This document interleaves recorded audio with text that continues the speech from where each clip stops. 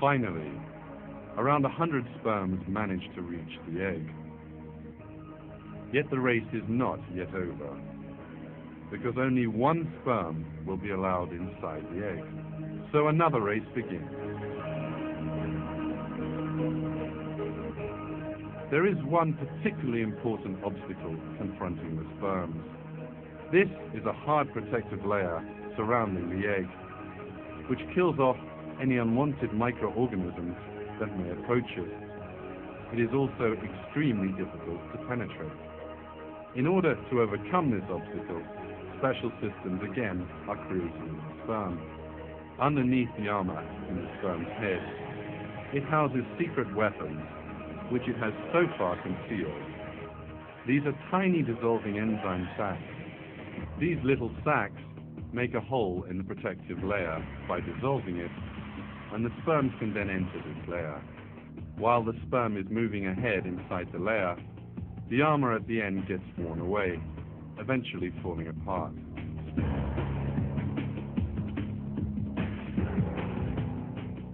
The falling apart of the armor is part of the perfectly functioning plan, because thanks to this, the second set of enzyme sacs inside the sperm can emerge.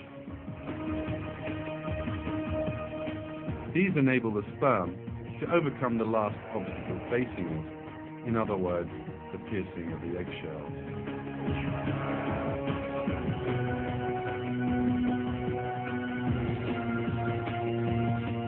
You are now looking at pictures taken by an electron microscope. The sperm has red-colored armor. This armor melts away, and the sperm enters the egg through its shell.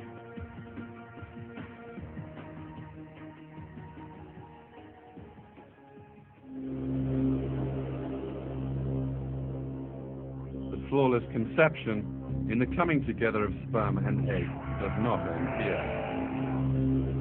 As soon as the sperm reaches the eggshell, yet another miracle takes place.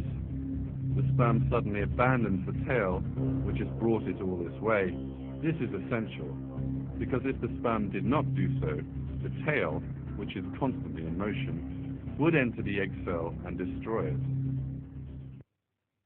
The discarding of the tail section resembles the way a rocket might jettison its spent fuel tanks on leaving the atmosphere, having no further use for them. But how can the tiny sperm make such a fine calculation?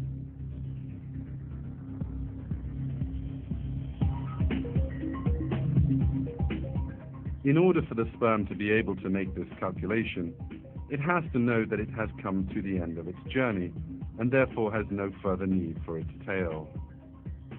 But a sperm is an unconscious biological machine, which has no intelligence and is not able to perceive its surroundings. God, who creates sperm, created it together with a system that enables the tail to fall off at just the right moment. The sperm, abandoning its tail, pierces the egg and deposits the load, in other words, the chromosomes, through the hole it opens up. The process of the carrying of the genetic data in this way comes to an end. As a result of the harmonious functioning of hundreds of different and independent systems, genetic data regarding the man's body reaches the egg cell. As we have seen, even just the union of sperm and egg is only possible thanks to a perfect planning and design, leaving no room for any coincidence.